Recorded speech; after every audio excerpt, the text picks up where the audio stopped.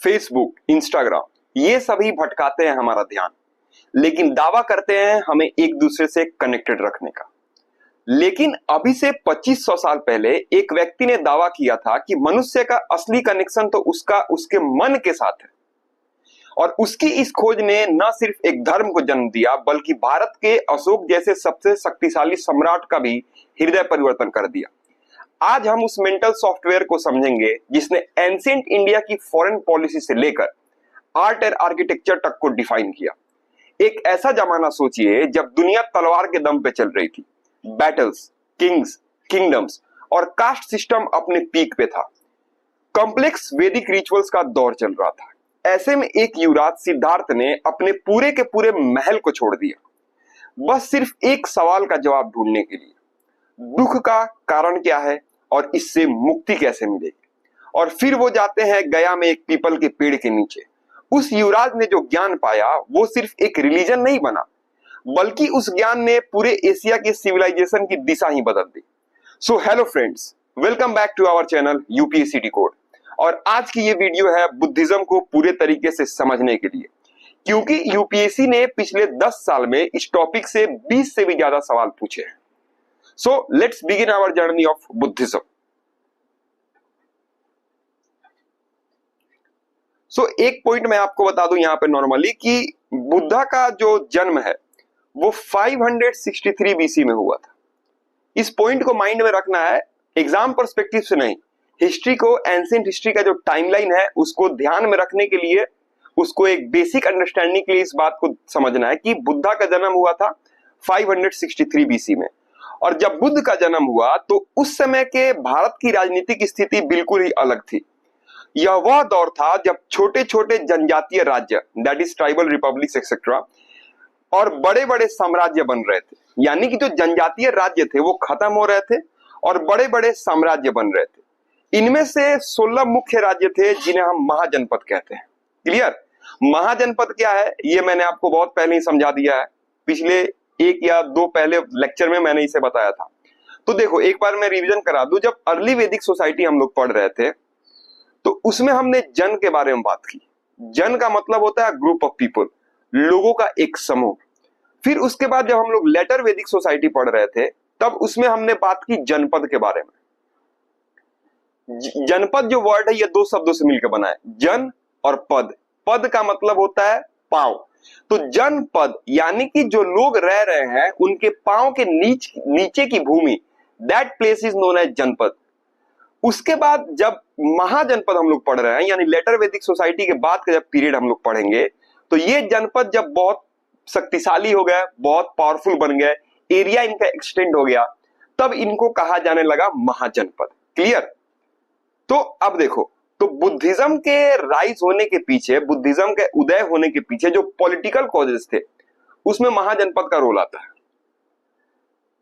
महाजनपद की स्थिति अगर बात करें तो देखो टोटल 16 महाजनपद थे, जिसमें से आपको मगध, कोसल, वज्जी, ये सब मेजर किंगडम थे। मगध के बारे में अगर मैं बताऊं, देखो महाजनपद तो मैंने काफी डिटेल में आपको बता दिया है, लेकिन हल्का सा अगर मैं ब्रीफ इंट्रोडक्शन दूं तो मगध जो है वो आज का जो बिहार है वहां पे लोकेटेड था।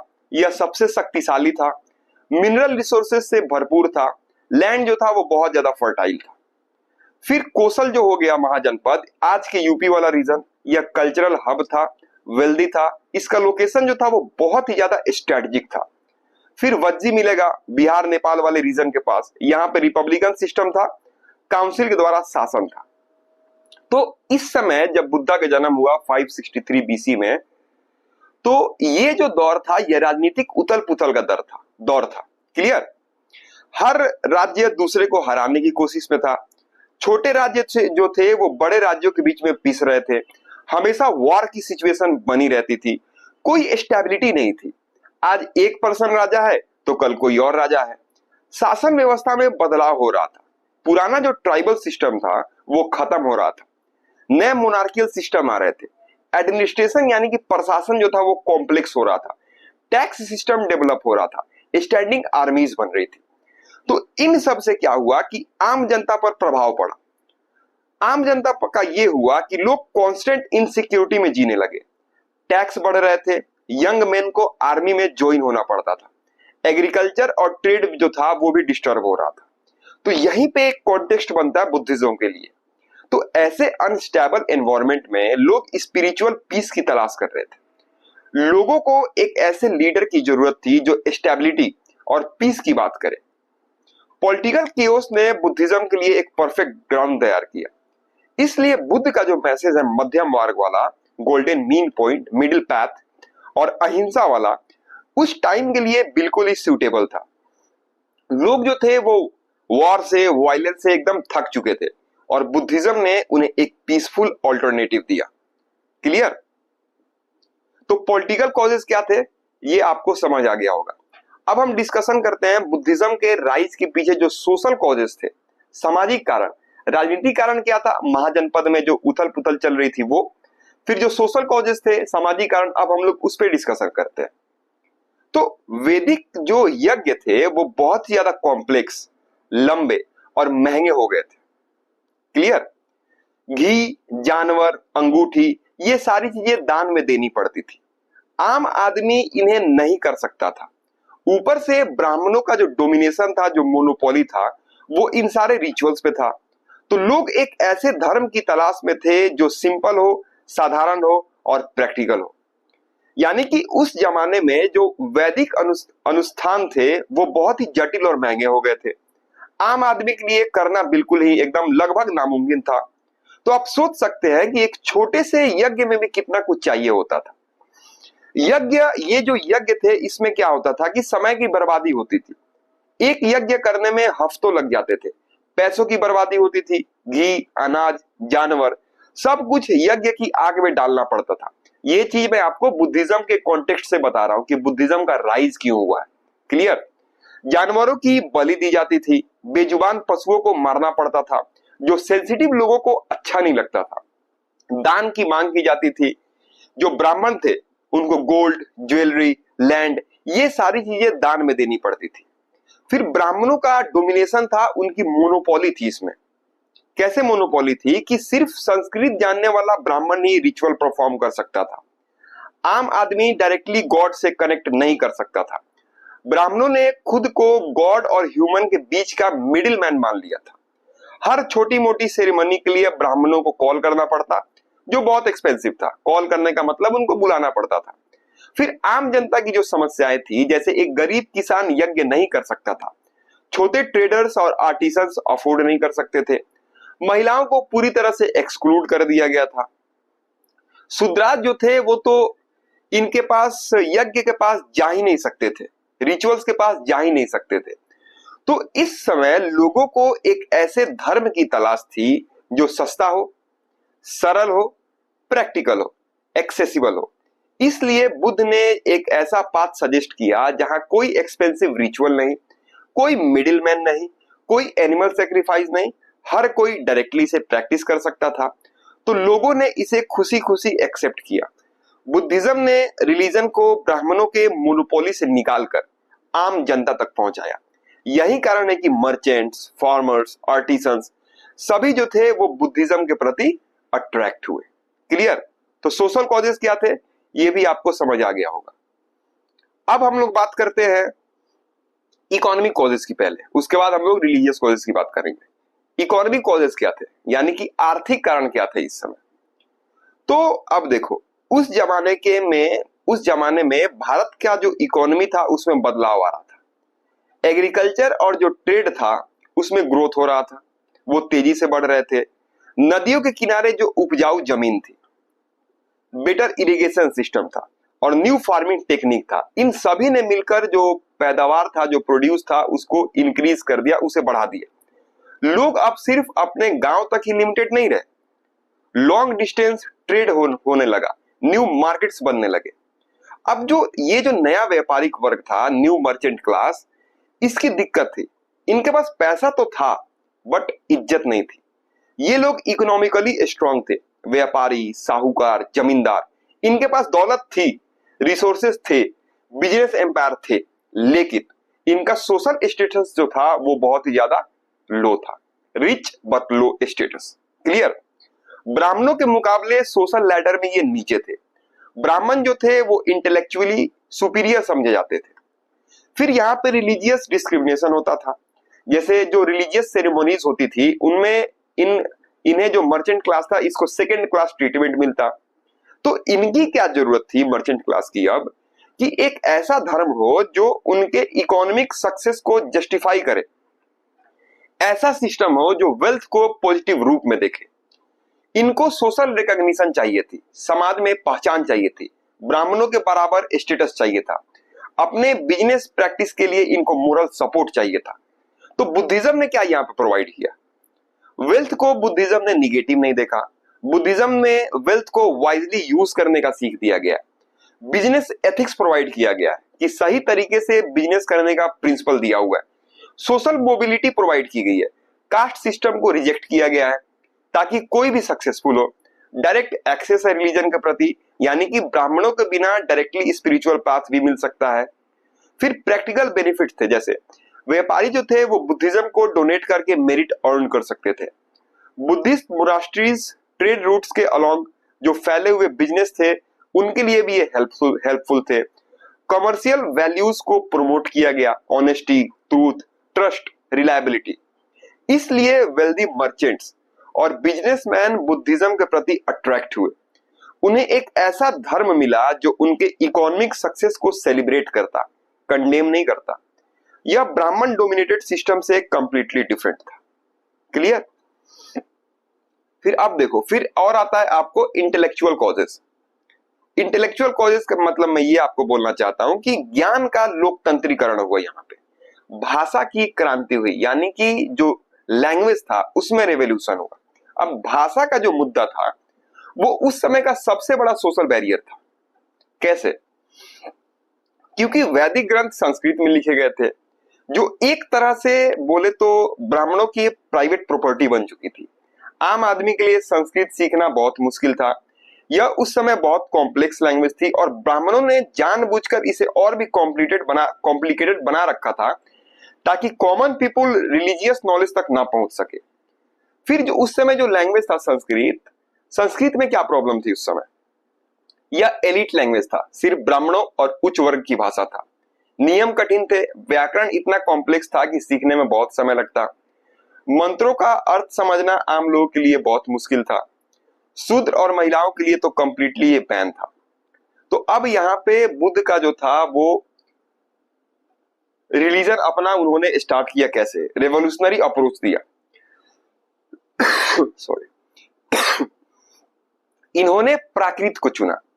प्राकृत जो था उस समय आम लोगों का भाषा था। यह सीधी सादी भाषा थी, कॉम्प्लिकेटेड टर्म्स के बजाय सिंपल एग्जाम्पल थे। कहानियों का यूज किया उन्होंने, जातक कथाओं के थ्रू सब कुछ समझाया। हर किसी के लिए था, किसी के लिए कोई रिस्ट्रिक्शन नहीं था। सभी जाति, सभी वर्ग, सभी लिंग, सब कोई वेलकम था। तो इसका इम्पैक्ट ये हुआ कि डेमोक्रेटाइजेशन ऑफ नॉलेज हुआ, यानी कि ज्ञान का लोकतंत्रीकरण। अब हर कोई धर्म समझ सकता था। ब्राह्मणों का जो मोनोपोली था वो खत्म हुआ, महिलाओं को एक्सेस मिला, शूद्रों का पार्टिसिपेशन हुआ। तो अब आम जनता का रिएक्शन ये हुआ कि लोगों को पहली बार लगा कि रिलीजन उनकी अपनी चीज है। वो डायरेक्टली बुद्ध की टीचिंग समझ सकते थे। कोई ब्राह्मण से परमिशन लेने की जरूरत नहीं थी। अपने लेवल पर, अपनी स्पीड पर वो प्रैक्टिस कर सकते थे। तो यह एक तरीके से एक रिलीजियस रिवॉल्यूशन था। जिस तरह प्रिंटिंग प्रेस ने यूरोप में नॉलेज का डेमोक्रेटाइजेशन किया था, उसी तरह बुद्ध ने प्राकृत के थ्रू इंडिया में रिलीजियस नॉलेज को आम जनता तक पहुंचाया। इसलिए बुद्धिज्म इतना पॉपुलर हुआ और यह लोगों का एक ट्रू रिलीजन बना। ये सारी बातें मैं जो आपको बता रहा हूं, ये सारी चीजें इतिहास की बातें मैं आपको बता रहा हूं। यहाँ पे कोई पर्सनल ओपिनियन नहीं है, जो चीजें पहले हुई है उसके बारे में आपको बता रहा हूं। क्लियर? तो अब इन सोशल कॉजेस कारण, रिलीजियस कॉजेस कारण, economic causes, political causes, intellectual causes, ये सारा बैकग्राउंड था जिस कारण से बुद्धिज्म का राइज हुआ। क्लियर? तो अब हम लोग आगे बढ़ते हैं और बुद्ध के लाइफ के बारे में हम लोग डिस्कशन करते हैं हल्का सा, ताकि एक आइडिया मिले। तो जैसा मैंने बताया कि 563 बीसी में बुद्ध का जन्म हुआ था। इनका जन्म हुआ था नेपाल में, एक जगह है, नेपाल के समीप एक जगह है लुम्बिनी, यानी आज का जो नेपाल है। तो लुम्बिनी में एक राजकुमार का होता है जन्म। नाम क्या रखा गया? तो नाम उनका रखा गया सिद्धार्थ। इनके पिता का नाम था सुदोधन और माता का नाम था महामाया। जन्म, ये चीजें एग्जाम में नहीं पूछेगा। जन्म के तुरंत बाद ही एक भविष्यवाणी होती है। भविष्यवाणी ये थी कि यह बालक या तो एक महान सम्राट बनेगा या फिर एक महान संत बनेगा। तो राजा सुदोधन ये चाहते थे अब कि उनका बेटा सम्राट बने, क्योंकि राजा अब चाहेगा कि हाँ, राजा का बेटा तो राजा ही बने। इसलिए उन्होंने सिद्धार्थ को दुख से दूर रखा। महल में ही सब कुछ, सुख विलासिता, अच्छा खाना, अच्छे कपड़े, सब कुछ प्रोवाइड किया। 16 साल की उम्र में उनकी शादी हो जाती है यशोधरा से, और उनका एक पुत्र होता है जिसका नाम था राहुल। लेकिन सिद्धार्थ का जो मन था वो अंदर ही अंदर बेचैन रहता था। एक दिन महल से बाहर जाने का उन्होंने फैसला किया, और जो कुछ उन्होंने देखा उसने सब कुछ बदल दिया। उन्होंने 4 दृश्य देखे। उन्होंने एक बूढ़ा व्यक्ति को देखा जो कि जिसका शरीर पूरी तरीके से जर्जर हो चुका था, वो लाठी के सहारे चल रहा था। फिर एक बीमार व्यक्ति को देखा, वो दर्द से कराह रहा था। फिर एक डेड बॉडी को देखा, वहां पे आसपास लोग रो रहे थे। फिर एक सन्यासी को उन्होंने देखा। सन्यासी शांत था, तृप्त था, संतुष्ट था, अपनी ही मौज में व्यस्त था। क्लियर? तो ये 4 दृश्य देखकर सिद्धार्थ को एहसास हुआ कि हमारा जो जीवन है वो दुखों से भरा हुआ है। तो 29 साल की एज में रात को चुपचाप वो महल से निकल गए, अपनी पत्नी और बेटे को सोता हुआ छोड़कर। तो यहां पे एक टर्म आता है, इसको बोलते हैं ग्रेट रिनंसिएशन, महाभिनिष्क्रमण। क्लियर? तो 29 साल की एज में वो घर से निकलते हैं। 6 साल तक वो सिद्धार्थ ने, अगले 6 साल तक उन्होंने कठोर तपस्या की। इतनी कठोर तपस्या की कि उनकी हड्डियां दिखने लगी, लेकिन फिर भी उन्हें ज्ञान प्राप्त नहीं हुआ। तब उन्हें एहसास हुआ कि न तो भोग से, जो कि उन्होंने पहले कर लिया था, ना ही तपस्या से, जो अभी वो कर रहे थे, इन दोनों चीजों से सत्य नहीं मिलेगा। बीच का रास्ता अपनाना पड़ेगा, मध्यम मार्ग अपनाना पड़ेगा। क्लियर? तो आखिरकार उन्हें ज्ञान प्राप्त हुआ। He got enlightened at the age of 35। 35 साल की उम्र में उन्हें ज्ञान की होती है प्राप्ति, अंडर दी बोधि ट्री। और बुद्ध जो थे अब वो सिद्धार्थ बन जाते हैं बुद्ध। बुद्ध का सिंपल मतलब होता है एनलाइटेंड, यानी कि जागृत व्यक्ति। तो ज्ञान प्राप्ति के बाद बुद्ध ने सारनाथ में जाकर सबसे पहले अपने 5 साथियों को उपदेश दिया। इसे धर्म चक्र प्रवर्तन कहा जाता है। महाभिनिष्क्रमण, जब घर से निकलते हैं जाके उपदेश देते हैं, दैट इज धर्म चक्र प्रवर्तन। यहां उन्होंने जो 4 नोबल ट्रूथ थे और जो 8 फोल्ड पैथ था, धीरे धीरे उस चीज को डेवलप किया उन्होंने। और अगले 45 साल तक बुद्ध ने पूरे उत्तर भारत में घूम घूम कर उपदेश दिए। राजा महाराजा से लेकर आम किसान तक सभी को उन्होंने ज्ञान दिया। उन्होंने बौद्ध संघ की स्थापना की, जहां कोई भी व्यक्ति, स्त्री पुरुष, किसी भी जाति का व्यक्ति, ब्राह्मण क्षत्रिय वैश्य शूद्र शामिल हो सकते थे। क्लियर? फिर उसके बाद 80 साल के एज में कुशीनगर में बुद्ध ने अपना शरीर छोड़ दिया। उनके आखिरी शब्द थे अप दीपो भव। क्लियर? अप दीपो भव, यानी कि खुद ही अपना दीपक बनो, स्वयं का दीपक बनो। क्लियर? तो अब एक और चीज मैं बताऊं यहां पे, यानी बुद्धा का जन्म कब हुआ? 563 बीसी में। कहां पे? तो लुम्बिनी में। मृत्यु कब होती है? तो मृत्यु इनकी हो जाती है 80 साल बाद। क्लियर? यानी कि 483 बीसी में। और कहां पे होती है? तो कुशीनगर में। लुम्बिनी में होता है जन्म और मृत्यु होती है कुशीनगर में। क्लियर? अब कुछ यहां पे टर्म्स आते हैं। अब ये टर्म जो है एग्जाम में आपसे पूछे जा सकते हैं, और यहां पे कुछ सिंबल्स भी हैं। जैसे देखो, बुद्धा का जब जन्म होता है तब इसको दर्शाया जाता है एक लोटस से, एक कमल से, फूल से इसको दर्शाया जाता है। यानी बुद्ध के जन्म को, जो सिंबल है बुद्ध के जन्म का, उसको लोटस से दिखाते हैं, कमल से दिखाते हैं। क्लियर? यानी कि बुद्ध का जन्म लुम्बिनी में हुआ था। कहावत है कि जन्म लेते ही उन्होंने 7 कदम चले, और जहां जहां उन्होंने कदम रखा वहां वहां कमल खिल उठा था, इसलिए कमल उनके जन्म का प्रतीक है, ऐसा कहा जाता है। क्लियर। फिर उसके बाद यानी जन्म को किस चीज से दर्शाते हैं हम लोग, तो लोटस से दर्शाया जाता है। फिर आता है महाभिनिष्क्रमण यानी कि द ग्रेट डिपार्चर, इसको दर्शाया जाता है हॉर्स से। जन्म को, बर्थ को किससे दर्शाते हैं, तो लोटस से, कमल से। महाभिनिष्क्रमण द ग्रेट डिपार्चर को किससे दर्शाते हैं, तो हॉर्स से। तो ये उस रात का प्रतीक है, हॉर्स जो है ये उस रात का प्रतीक है जब सिद्धार्थ ने अपना महल, फैमिली, धन दौलत सब कुछ छोड़कर ज्ञान की खोज में घर से निकलते हैं। उन्होंने अपना अश्व कंथक का इस्तेमाल किया था। सॉरी। फिर एक और आता है निर्वाण, एनलाइटमेंट। एनलाइटमेंट को दर्शाते हैं बोधि ट्री से, बोधि वृक्ष से। गौतम बुद्ध को बोध गया में एक पीपल के पेड़ के नीचे निरंजना नदी के तट पर निर्वाण की प्राप्ति हुई थी, ज्ञान की प्राप्ति हुई थी। इसलिए ये जो पेड़ है बोधि वृक्ष, ये ज्ञान का मूल प्रतीक बना। तो जन्म को दर्शाते हैं लोटस से, कमल से। घर से जब वो निकलते हैं महाभिनिष्क्रमण, इसको दिखाते हैं हॉर्स से, उनके हॉर्स का नाम कंथक था। फिर जब ज्ञान की प्राप्ति होती है, जब निर्वाण की प्राप्ति होती है, तब इसको दर्शाते हैं बोधि वृक्ष से, क्योंकि बोधि वृक्ष से इसको दर्शाते हैं, पीपल के पेड़ के नीचे इनको ज्ञान की प्राप्ति हुई थी और and he got to known as Buddha यानी कि द एनलाइटेंड। फिर यहाँ पे दिखाते हैं आपको व्हील से या फिर धर्म चक्र से। बुद्धा ने सारनाथ में अपना पहला उपदेश दिया था, जिसे बोलते हैं हम लोग धर्म चक्र प्रवर्तन। क्लियर। तो इसमें इन्होंने आर्य सत्य और अष्टांगिक मार्ग के बारे में बताया था।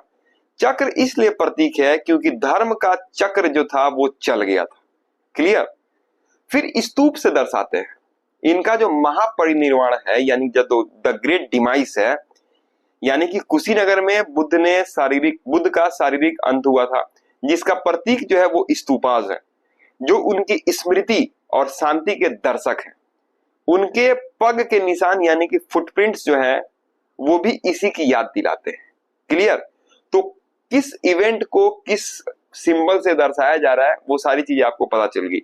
मैच द फॉलोइंग में सवाल दे सकता है, ऑब्जेक्टिव में ये सवाल दे सकता है। क्लियर। कुछ और भी इंपॉर्टेंट है, जैसे आपको बोधिसत्व देखने को मिलेगा, तथागत देखने को मिलेगा, संघार हो गया, चैत्य हो गए, विहार हो गए। तो ये उतना इंपॉर्टेंट नहीं है, बट स्टिल बोधिसत्व का मतलब होता है वो व्यक्ति जो स्वयं निर्वाण प्राप्त करने की क्षमता रखता हो, लेकिन सभी प्राणियों के कल्याण के लिए उससे पहले उनकी मदद करना चाहता। That this thing is known as Bodhisattva. Tathagata का मतलब होता है कि बुद्ध का एक नाम जिसका अर्थ है कि जो इस दुनिया में आया हो और चला गया हो, या जो यथार्थ रूप में आया हो, द वन हु वाज दस गॉन स्लैश कम। फिर संघ का मतलब होता है कि भिक्षुक यानी कि जो मॉन्क थे और जो नन्स थे, उनके संगठन को बोलते हैं संघ, जो बुद्धा के उपदेशों का पालन करते थे। चैत्य का मतलब होता है स्तूप या मंदिर जहां पूजा की जाती थी, एक प्रकार का धार्मिक स्थल। विहार का मतलब होता है कि भिक्षुकों का जो निवास स्थल या मोनेस्ट्री, जहां पे ये लोग रहते थे और अध्याय करते थे। क्लियर। तो बुद्धिज्म का राइज कैसे हुआ, बुद्ध धर्म का जो बौद्ध धर्म है इसके पनपने के पीछे का कारण क्या था, वो हमने काफी डिटेल में डिस्कस किया। फिर बुद्धा के लाइफ के जर्नी को हमने काफी डिटेल में डिस्कशन किया। कौन कौन से इंपॉर्टेंट टर्म्स है वो हमने देखे, और उस इंपॉर्टेंट टर्म्स को, इंपॉर्टेंट इवेंट को किस चीज से डिनोट किया जाता है वो सब हमने देखा। अब ये जो 4 नोबल ट्रूथ है, 4 आर्य सत्य, जो 8 फोल्ड पैथ है, अष्टांगिक मार्ग, इस पे हम लोग अब करते हैं डिस्कशन। क्लियर। तो देखो 4 नोबल ट्रूथ्स, 4 आर्य सत्य, तो ये बुद्धिज्म का कोर डॉक्ट्रिन है। तो बुद्धा ने दुख का इलाज पेश किया, वो एक महान डॉक्टर की तरह थे। पहले उन्होंने डिजीज को प्रॉपर्ली आइडेंटिफाई किया, फिर उसके रूट कॉज को पिन पॉइंट किया, उसके बाद ये बताया कि इस डिजीज को पूरे तरीके से कैसे खत्म किया जा सकता है, और आखिरकार उस इलाज का पूरा कोर्स उन्होंने बता दिया। ये प्योर प्रोसेस ही 4 आर्य सत्य या द 4 नोबल ट्रूथ के नाम से जाना जाता है। तो पहला आर्य सत्य क्या है, दुखा। यानी कि दुख। ये सिर्फ इतना कहना नहीं है कि लाइफ में दुख है। बुद्ध के दुख का जो कॉन्सेप्ट है वो बहुत ही गहरा और फिलोसफिकल है। क्लियर? इसका मतलब सिर्फ ऑब्वियस दुख नहीं, दुख यानी कि बीमारी, बुढ़ापा, मौत या फिर गरीबी नहीं है।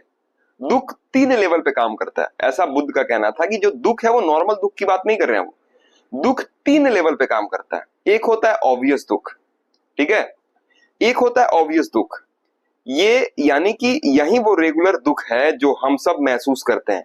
फॉर एग्जाम्पल पेट दर्द, नौकरी जाना, अपनों को खोना, यही सबसे कॉमन समझ आने वाला दुख है, ऑब्वियस दुख। फिर सटल दुख, यानी कि ये थोड़ा कॉम्प्लेक्स है। इसका मतलब है कि परिवर्तन से पैदा होने वाला दुख।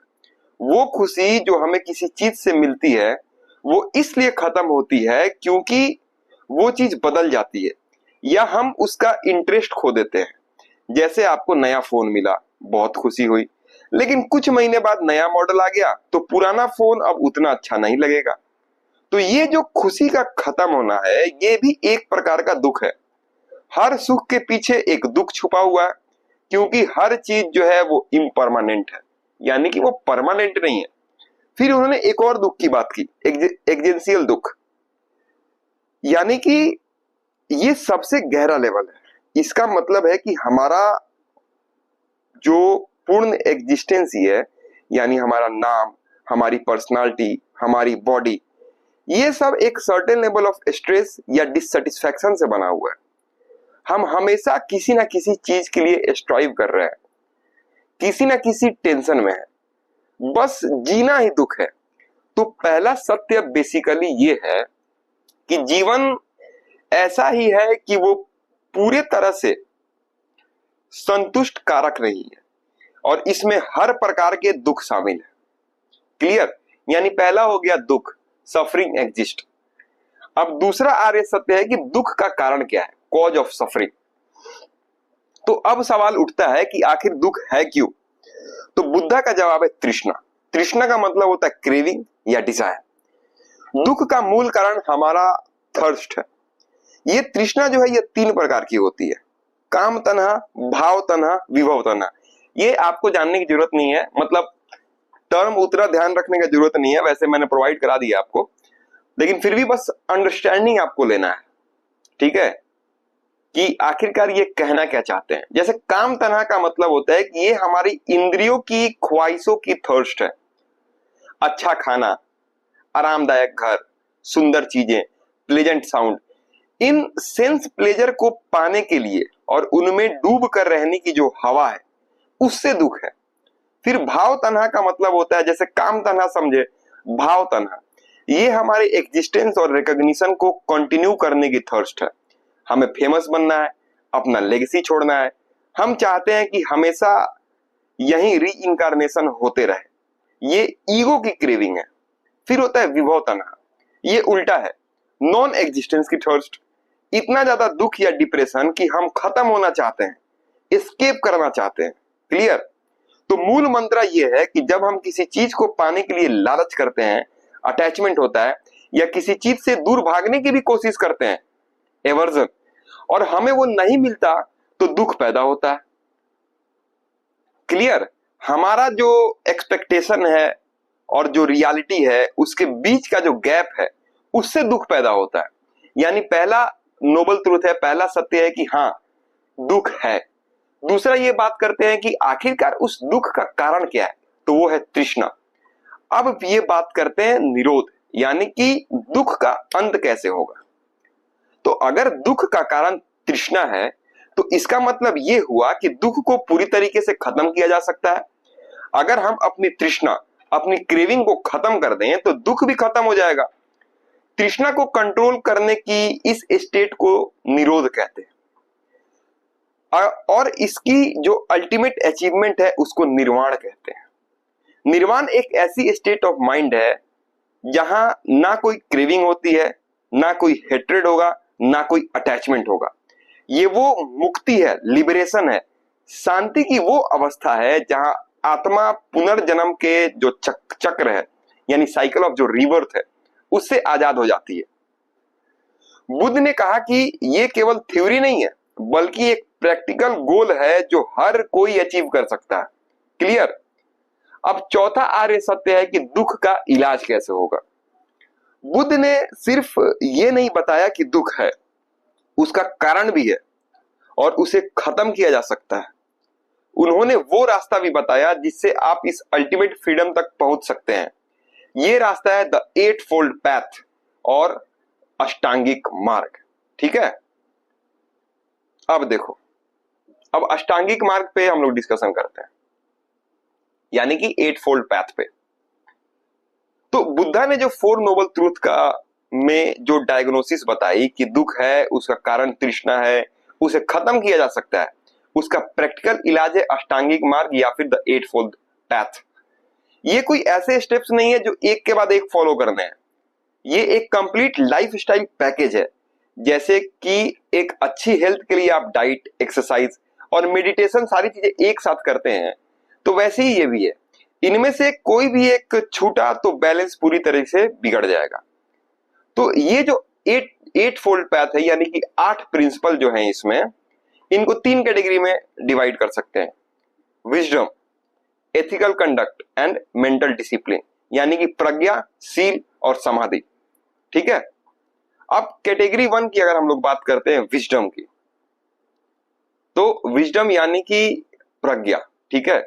प्रज्ञा या फिर प्रज्ञा, तो सही सोच और समझ, ये फाउंडेशन है। विजडम का सिंपल मतलब समझो, सही सोच और समझ, ये फाउंडेशन है। बिना सही सोच के बाकी जो भी चीजें हैं दुनिया में सब कुछ बेकार है। तो अब देखो, इसमें आता है राइट व्यू, यानी कि विजडम में आपको 2 चीजें मिलेंगी, एक राइट व्यू और एक राइट इंटेंशन। अब देखो, राइट व्यू यानी कि चीजों को सच्चाई की नजर से देखना, यही सबसे पहला और सबसे जरूरी स्टेप है। इसका मतलब है कि दुनिया को उसके असली रूप में देखना। बुद्धा के 3 मार्क्स ऑफ एग्जिस्टेंस को समझना। जैसे देखो, 3 मार्क्स ऑफ एग्जिस्टेंस क्या है? Impermanence, suffering, no self. बस ध्यान से सुनना इस चीज को, यानी कि इसका मतलब ये है, राइट व्यू का मतलब है कि बुद्धा के जो 3 मार्क्स ऑफ एग्जिस्टेंस है उसको समझना। अब 3 मार्क्स ऑफ एग्जिस्टेंस क्या है? Impermanence, suffering, no self. तो इम्परमानेंस यानी कि ये समझना कि दुनिया की हर चीज, हमारा शरीर, हमारे रिश्ते, हमारी खुशी, हमारा दर्द, सब बदलते रहता है। कुछ भी इस दुनिया में परमानेंट नहीं है। फिर है सफरिंग, ये मानना कि इस चेंजिंग वर्ल्ड में अटैचमेंट रखना ही दुख का कारण है। फिर है नो सेल्फ, ये समझना कि हमारे अंदर कोई परमानेंट अनचेंजिंग सेल्फ या सोल नहीं है, हम सिर्फ एक changing bundle of thoughts, feelings और एक्सपीरियंस है। तो सिंपल भाषा में राइट व्यू का मतलब है कि लाइफ को रोज कलर्ड ग्लासेस उतार कर देखना, जो रियलिटी है उस रियलिटी को एक्सेप्ट करना। क्लियर। अब दूसरा है आपको राइट इंटेंशन, सम्यक संकल्प, यानी पहला है सम्यक दृष्टि, दूसरा है सम्यक संकल्प यानी कि राइट इंटेंशन, यानी अपनी नियत को साफ रखना। अगर आपकी सोच सही है तो आपका इंटेंशन भी सही होगा, अगर सोच गलत है तो सिंपल सी बात है आपका इंटेंशन भी गलत होगा। अब राइट इंटेंशन जो है वो 3 चीजों को प्रमोट करता है। जैसे पहले हमने देखा राइट व्यू में कि आपको इम्परमानेंस, सफरिंग, नो सेल्फ है, वैसे यहां भी आपको राइट इंटेंशन में 3 चीजें मिलेंगी। जैसे रिनंसिएशन, गुडविल, हार्मलेसनेस। यानी कि रिनंसिएशन यानी कि देखो, दुनियादारी के पीछे भागने के वजह अंदर की तरफ मुड़ने का इरादा करना। ठीक है। यानी बाहर की चीजों में नहीं भागना, अपने खुद के भीतर झांकना, खुद के भीतर मुड़ना। क्लियर। फिर आता है गुडविल, यानी सबके लिए गुडविल और कंपेशन रखने का इरादा, चाहे वो आपका दुश्मन ही क्यों ना हो, गुडविल। फिर है हार्मलेसनेस, यानी कि करुणा, किसी को भी किसी भी तरह का नुकसान ना पहुंचाने का इरादा। ये आपके एक्शंस को डायरेक्शन देता है। आप क्या सोचते हैं वही आप बन जाते हैं। ठीक है। आप जो सोचेंगे वो आप बनेंगे। तो आपका जैसा व्यू होगा, अगर जैसे आपकी सोच होगी, अगर आपकी सोच सही है तो आपका इंटेंशन जो होगा वो भी सही होगा। क्लियर। तो ये विजडम के अंतर्गत आता है। अब दूसरा आता है एथिकल कंडक्ट। इसमें 3 चीजें आती हैं।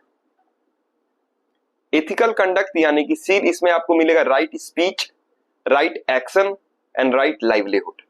अब ये देखो, यानी कि एथिकल कंडक्ट मतलब समझो सही व्यवहार। ये विजडम को, ये जो विजडम था, इस विजडम को प्रैक्टिकल लाइफ में उतारने का तरीका है। आप अंदर से कितने भी वाइज क्यों ना हो, अगर आपका बिहेवियर गलत है तो उसका कोई भी फायदा नहीं बनता है। तो अब यहां पे आता है राइट स्पीच। राइट स्पीच यानी कि सम्यक वाक। तो अपनी वाणी को शुद्ध रखना, आप क्या बोलते हैं उसका बहुत बड़ा असर होता है। राइट स्पीच का मतलब होता है कि कोई भी झूठ नहीं, कोई भी हार्श स्पीच नहीं, कोई बैक बाइटिंग नहीं, कोई आइडल चैटर नहीं, यानी कि सच बोलना, पीठ पीछे किसी की बुराई नहीं करना, गाली देना या तकलीफ दे भाषा, ये सब चीजें नहीं बोलना, बेकार की गॉसिप या टाइम पास की बातें नहीं करना।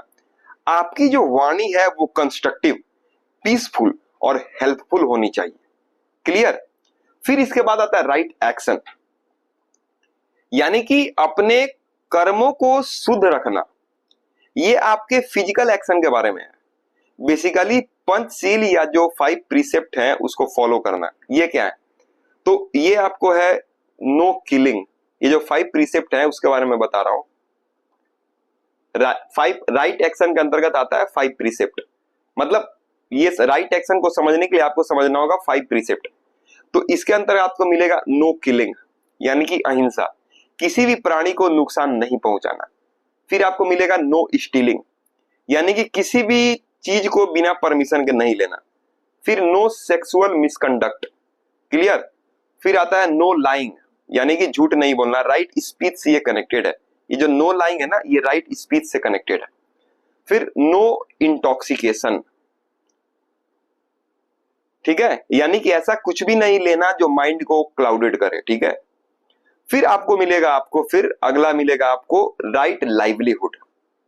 देखो, अपनी रोज का जो रोजमर्रा की जो जिंदगी है उसको शुद्ध रखना। आपका प्रोफेशन आपके एथिक्स के खिलाफ नहीं होना चाहिए। ऐसे काम नहीं करने चाहिए जिससे किसी भी प्राणी को डायरेक्ट या इनडायरेक्ट नुकसान हो। वेपन बेचना, जानवरों को मारना, शराब बेचना, फ्रॉड करना, गैम्बलिंग करना, ऐसे प्रोफेशन जो समाज के लिए हेल्पफुल हो, जैसे education, health care, ethical farming, ये सब चीजें करना। अगर आपका काम गलत है तो आपके सारी प्रैक्टिसेज सब बेकार है। राइट स्पीच हो जाए, राइट एक्शन हो जाए, अगर आपका लाइवलीहुड अगर बेकार है, आपके एथिक्स के खिलाफ है, तो फिर हर चीज बेकार है। तो पहला कैटेगरी था विजडम, दूसरा कैटेगरी है एथिकल कंडक्ट। अब आपको तीसरा कैटेगरी मिलेगा मेंटल डिसिप्लिन, यानी कि समाधि।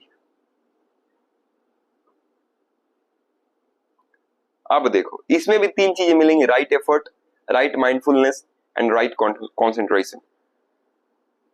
तो अपने मन को कंट्रोल करना, ये आपके अंदर की दुनिया को कंट्रोल करने का काम करता है।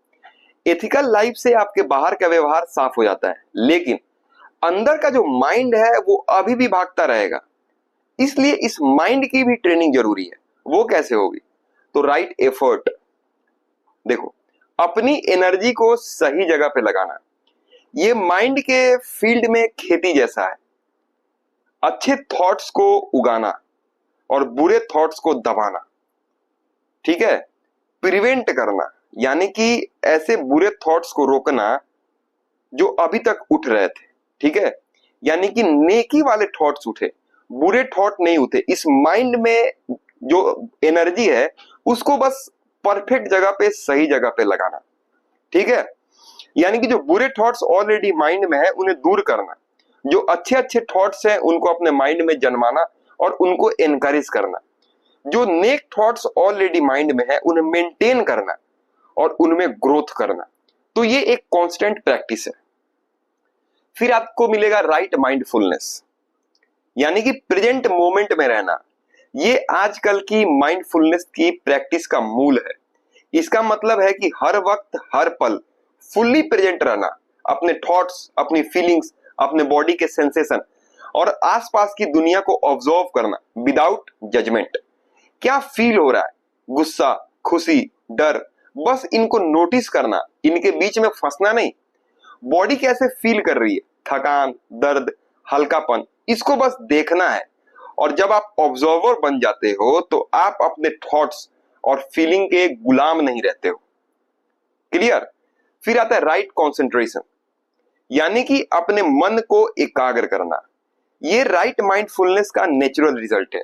मेडिटेशन के थ्रू माइंड को एक सिंगल पॉइंट पर फोकस करना। पहले माइंड भटकेगा, फिर थोड़ा फोकस होगा और आखिर में एक deep state of calmness and one pointedness में पहुंच जाएगा। इसी स्टेट को ध्यान या समाधि कहते हैं। यही वो स्टेट है जहां आप पूरी तरह से कंट्रोल में होते हैं और अल्टीमेट रियलिटी को डायरेक्ट एक्सपीरियंस कर पाते हैं। सो फाइनल टेकअवे ये है कि ये अष्टांगिक मार्ग एक इंटीग्रेटेड सिस्टम है।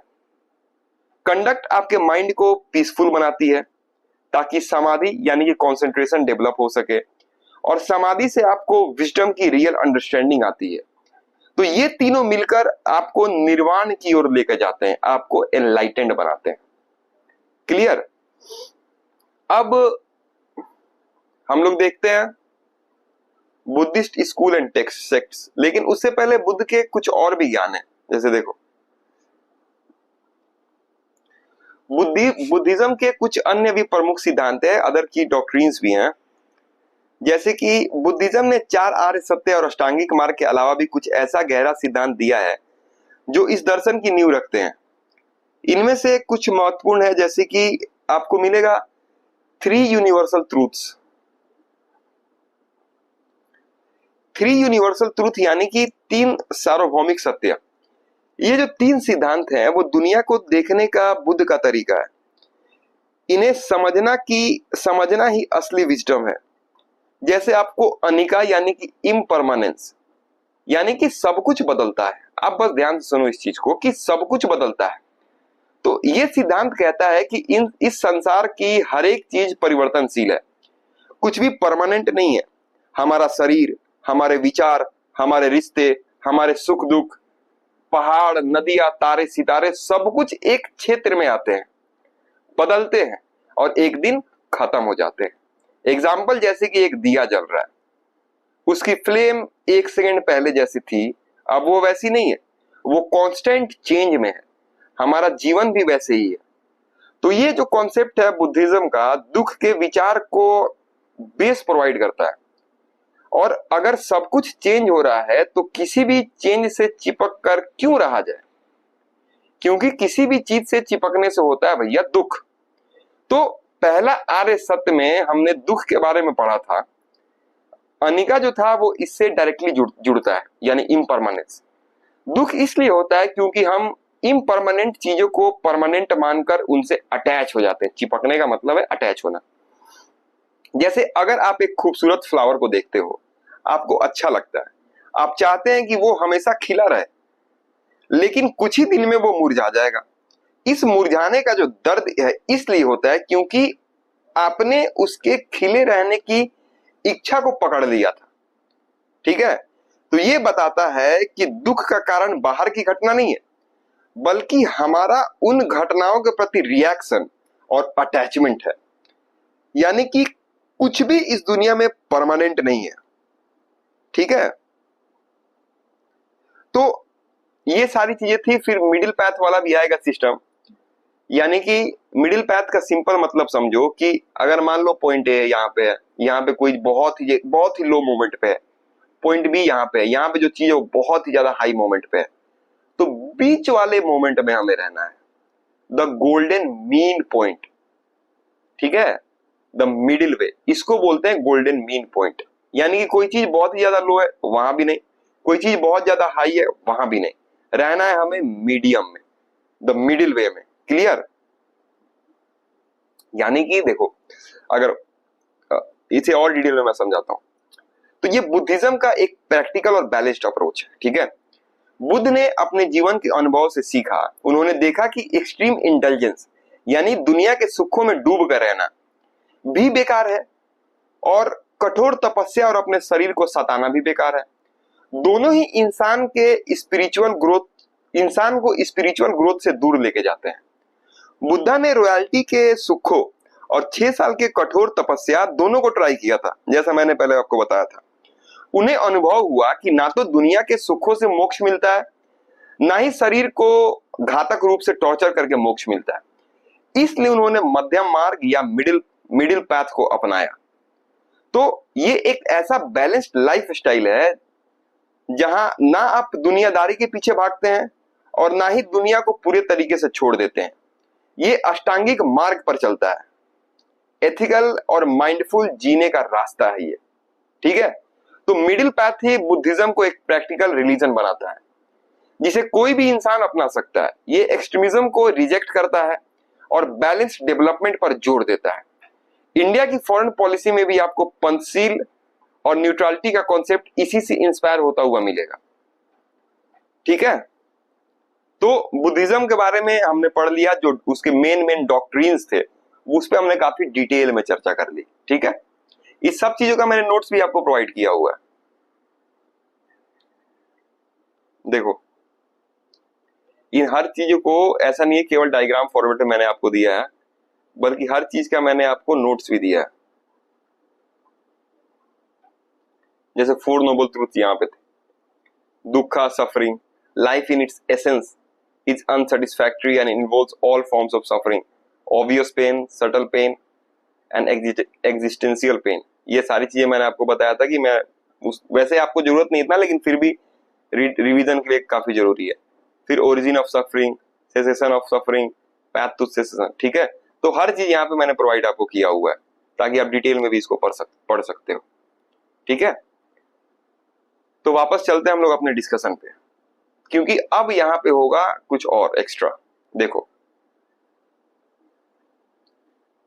आप बस लेक्चर ध्यान से सुनो, आप जब डायग्राम पढ़ोगे तो सारी चीजें आपको ऑटोमेटिक समझ आएंगी।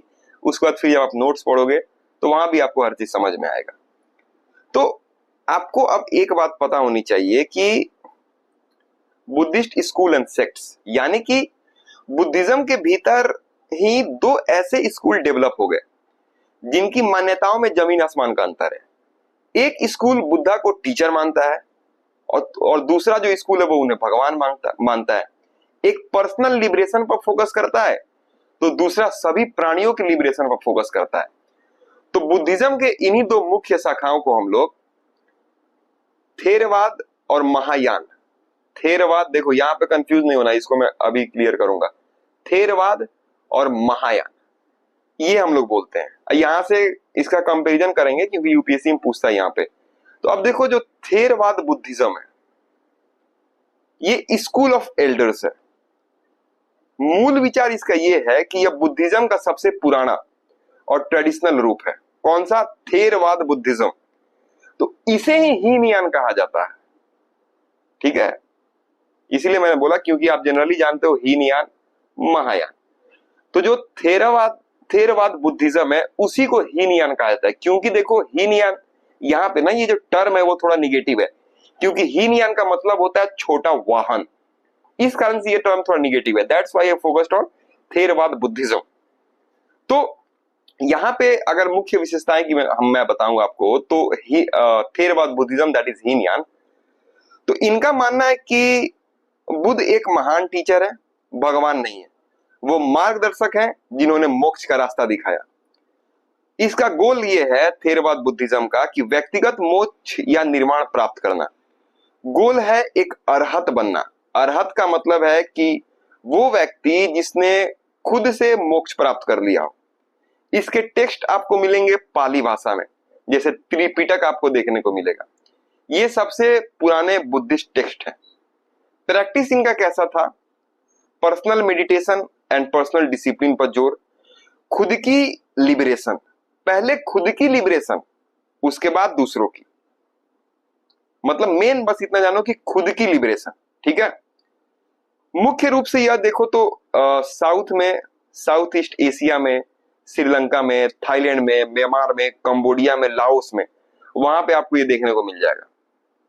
फिर आपको मिलेगा दूसरा महायान बुद्धिज्म, यानी Hinayana that is Theravada Buddhism and then Mahayana. Mahayana को बोलते हैं हम लोग द ग्रेट व्हीकल, यानी बड़ा वाहन। यह एक रिफॉर्म्ड और मोर लिबरल वर्जन है।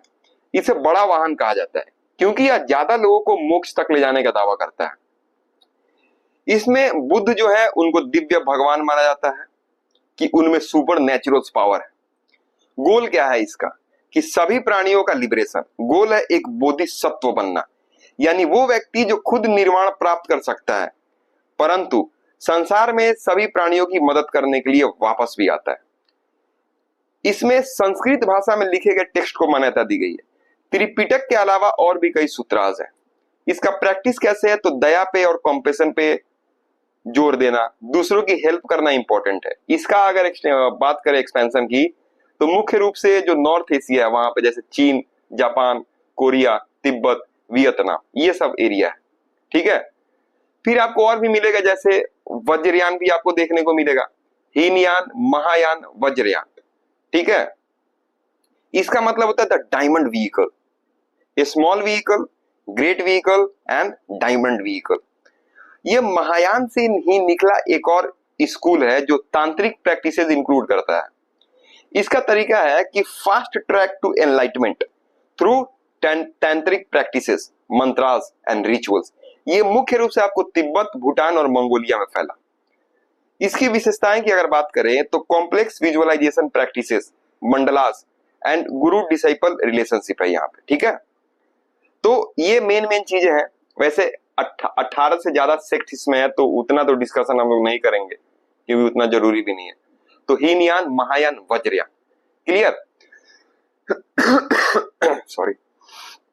अब देखो 483 बीसी में बुद्धा की हो जाती है मृत्यु। ठीक है, अब बुद्ध के महापरिनिर्वाण के बाद उनके अनुयायियों के सामने एक बड़ा सवाल था, अब आगे क्या? क्योंकि बुद्धा तो बहुत बड़े लीडर थे, स्पिरिचुअल लीडर। तो जब कभी भी जनरली होता है कि जब बहुत बड़ा स्पिरिचुअल लीडर, बहुत ज्यादा फेमस लीडर अगर कुछ हो जाता है तो फिर अब वहां पे हो जाती है प्रॉब्लम। अब बुद्ध के महापरिनिर्वाण के बाद उनके अनुयायियों के सामने सवाल आया बहुत बड़ा कि अब आगे क्या? बुद्ध के टीचिंग्स को कैसे प्रोटेक्ट किया जाए, भविष्य की जो पीढ़ियां हैं, जो आने वाली जनरेशन है, उन तक शुद्ध ज्ञान कैसे पहुंचे? तो इन्हीं सवालों के जवाब में बौद्ध संगीतिया यानी कि बुद्धिस्ट काउंसिल आयोजित की गई। ये ऐतिहासिक बैठकें थी जिन्होंने बौद्ध धर्म के भविष्य को आकार दिया। पहला हुआ था 483 बीसी में, उसके 100 साल बाद दूसरा हुआ 383 बीसी में, फिर उसके 133 साल बाद होता है। ठीक है, उसके बाद 133 साल बाद यानी हो जाएगा आपको ये 383 बीसी अराउंड 250 बीसी, फिर उसके 200 साल बाद होता है। ठीक है, तो पहला हुआ 483 में, उसके 100 साल बाद दूसरा बौद्ध संगीति हुआ, बुद्धिस्ट काउंसिल, फिर 133 साल बाद, फिर 200 साल बाद। तो ये जो 4 बुद्धिस्ट काउंसिल है, इसे भी जानना जरूरी है कि आखिरकार हुआ क्या था। और एक और पॉइंट है कि एग्जाम में भी पूछता है। तो फर्स्ट बुद्धिस्ट काउंसिल,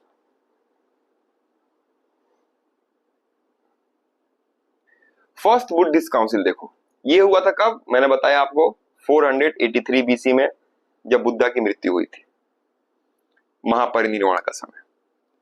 तो इसका प्लेस कहां था, कहां पे हुआ था? तो राजगीर के सप्तकर्णी गुफा में ये आयोजित हुआ था। ठीक है, इसका संरक्षक कौन था, पेट्रोन कौन था? तो अजात शत्रु की देखरेख में ये हुआ था।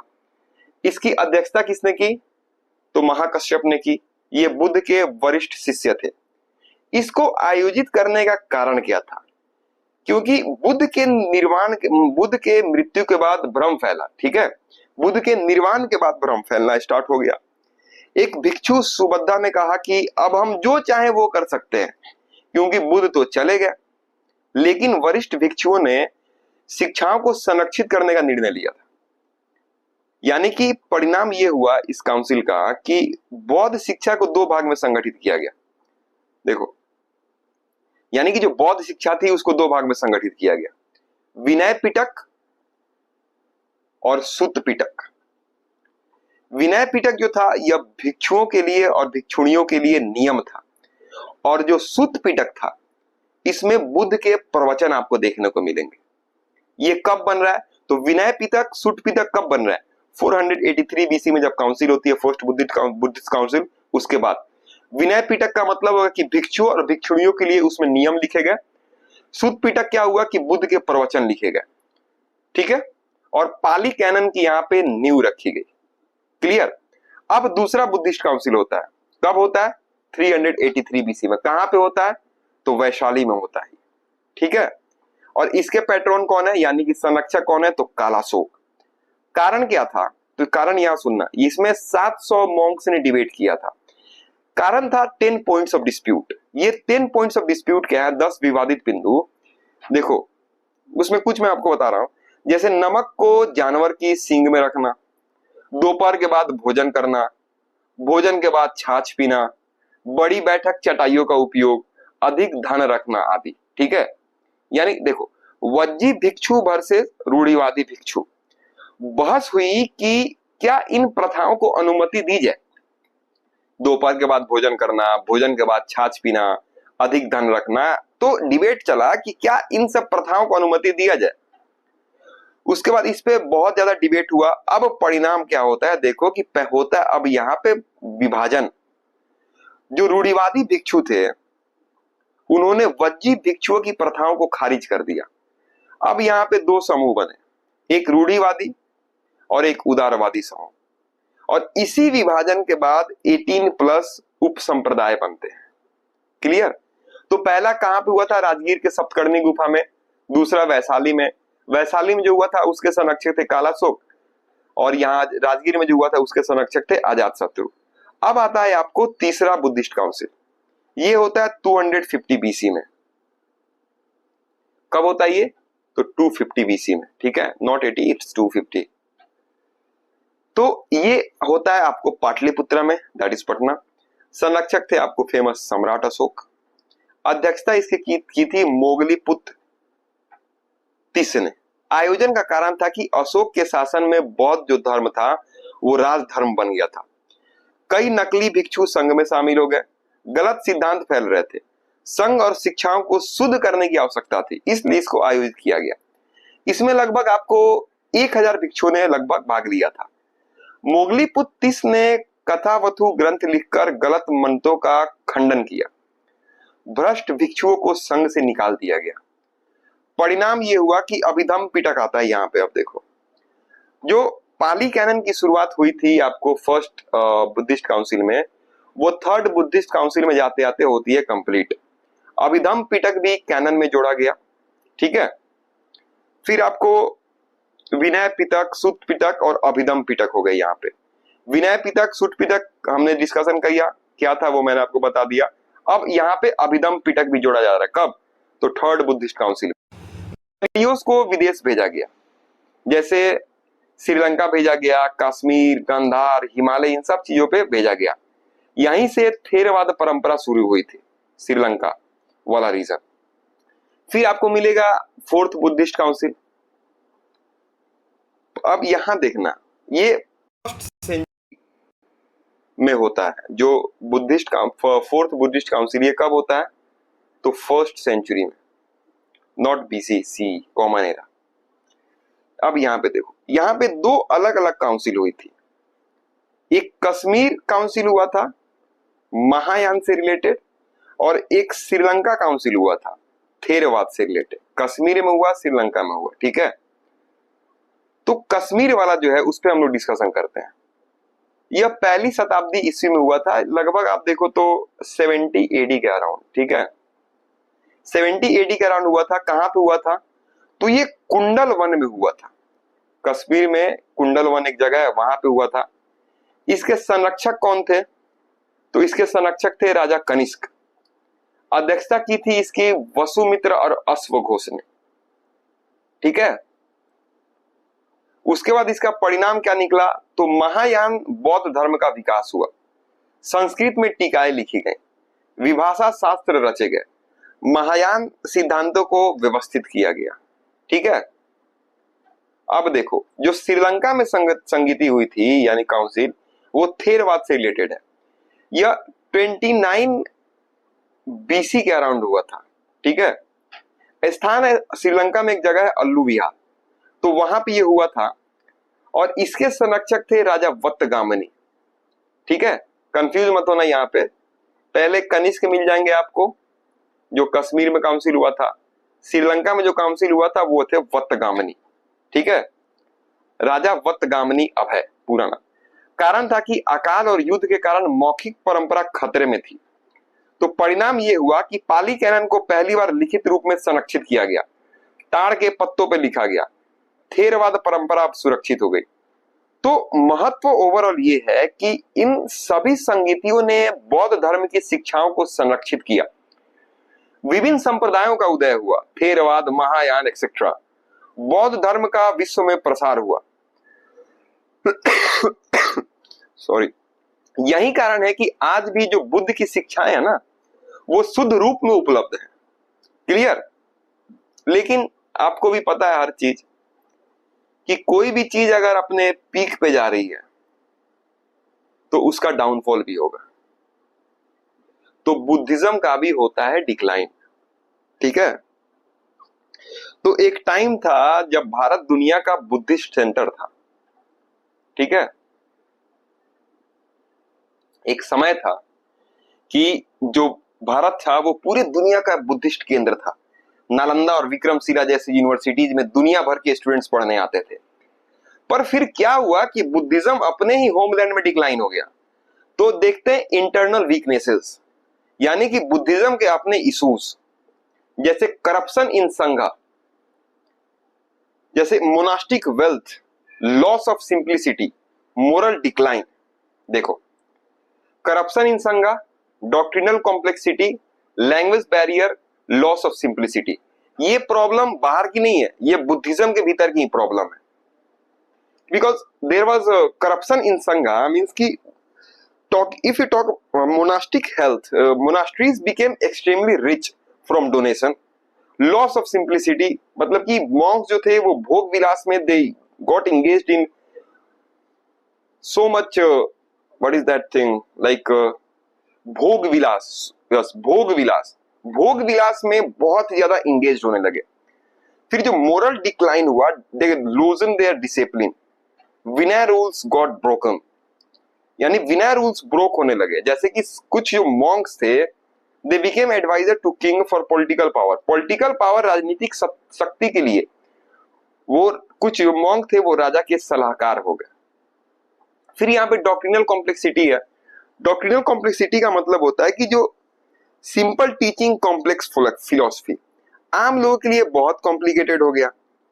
महायान, वज्रयान, इसमें कॉन्फ्लिक्ट होने लगे, दूसरे स्कूल में कॉन्फ्लिक्ट होने लगे। वज्रयान में तो कुछ कंट्रोवर्शियल प्रैक्टिसेस भी आ गई। फिर लैंग्वेज बैरियर की अगर बात करें तो पाली संस्कृत वर्सेस लोकल लैंग्वेज, आम जनता से डिस्कनेक्ट होने लगा। ब्राह्मण्स ने लोकल लैंग्वेज में प्रीच किया, जबकि बुद्धिस्ट मॉन्क अब स्कॉलरली लैंग्वेज में स्टक होने लगे। फिर आप देखो तो अब आता है यहाँ पे एक और हिंदू रिलीजन रिवाइवल। ठीक है, यानी कि the smart counter attack, philosophical adoption हुआ। यहाँ पे हिंदूज ने बुद्धिस्ट आइडियल्स एडॉप्ट किए। अहिंसा का जो कॉन्सेप्ट था उसको एडॉप्ट किया। Compassion and vegetarianism, but package किया उसको हिंदू फ्रेमवर्क के अंतर्गत। ठीक है, फिर बुद्धिस्ट एब्जॉर्प्शन, यानी बुद्धा को विष्णु का अवतार डिक्लेयर किया, 9वां अवतार, उस समय की बात कर रहा हूं। This made Buddhist feel less need for separate identity, यानी दिमाग से यहां पे चीजें चली। रिफॉर्म्स मूवमेंट चलाए, जैसे भक्ति मूवमेंट, फिर शैव वैष्णव सेंस, लोकलाइज्ड वर्शिप प्रमोट किया, लोकल गॉड्स और गॉडेसेस के साथ इंटीग्रेट हुए। फिर आपको पॉलिटिकल फैक्टर्स भी यहां देखने को मिलेंगे। पॉलिटिकल फैक्टर यानी कि रॉयल पैटर्नलिस्ट का लॉस हुआ, लॉस ऑफ रॉयल सपोर्ट मिलेगा। जैसे गुप्ता पीरियड आप देखो तो हिंदू रिवाइवल हुआ, बुद्धिज्म को स्टेट सपोर्ट मिलना बंद हो गया था, और हर्ष के बाद कोई भी मेजर बुद्धिस्ट किंग बचा नहीं था। ठीक है, फिर मुस्लिम इन्वेजन भी होता है, मोनास्ट्रीज को टारगेट किया गया, मुस्लिम्स ने मोनास्ट्रीज को प्राइम टारगेट बनाया था। नालंदा, विक्रमशिला, ये सब जो यूनिवर्सिटीज थी उदंतपुरी, इनको पूरी तरह से डिस्ट्रॉय किया गया। इकोनॉमिक डिस्ट्रक्शन हुआ, मोनास्ट्रीज की वेल्थ को लूट किया गया, जो मॉन्क्स थे उनको किल किया गया, thousands of Monks were killed, या फिर फ्लेड, दैट इज वो थाउजेंड्स ऑफ मॉन्क्स भाग गए।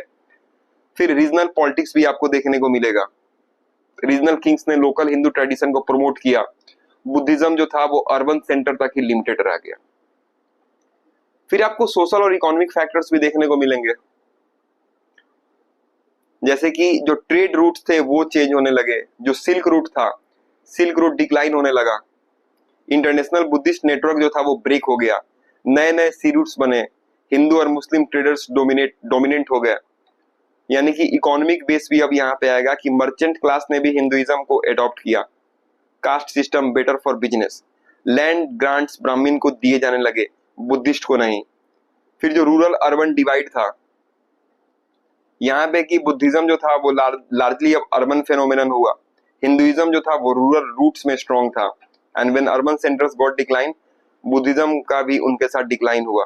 ठीक है, इंस्टीट्यूशनल डिस्ट्रक्शन हुआ था। सबसे एक और चीज है ना ये कि यूनिवर्सिटीज का डिस्ट्रक्शन हुआ था, जैसे नालंदा जो है तो बख्तियार खिलजी ने पूरी लाइब्रेरी जला दी थी, बुक्स जो है वो 6 महीने तक जलती रही थी। ये कब हुआ था? 1197 90 और 93 के अराउंड में, यानी 1190s के अराउंड। विक्रमशिला जो है इसको पूरी तरह से डिस्ट्रॉय किया गया, उदंतपुरी को डिस्ट्रॉय किया गया, थाउजेंड्स ऑफ मॉन्क्स मारे गए। ठीक है, यानी ओवरऑल अगर मैं आपको फिर से अगर समरी टाइप में दूं तो यूनिवर्सिटीज को डिस्ट्रॉय किया गया।